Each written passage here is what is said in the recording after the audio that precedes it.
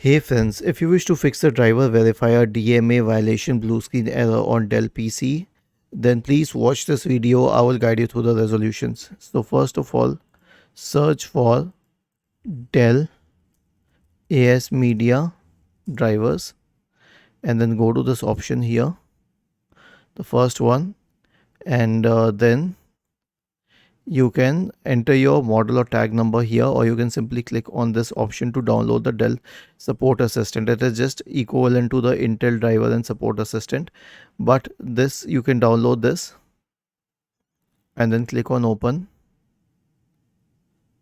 Okay, and once you open it, just click on OK, and you can check the drivers for your Dell computer and fix this problem. Was this helpful? If yes, then please subscribe to the channel. If not, then let us know in the comment section of the video on how we could help you further. Thank you for watching this video and have a nice day.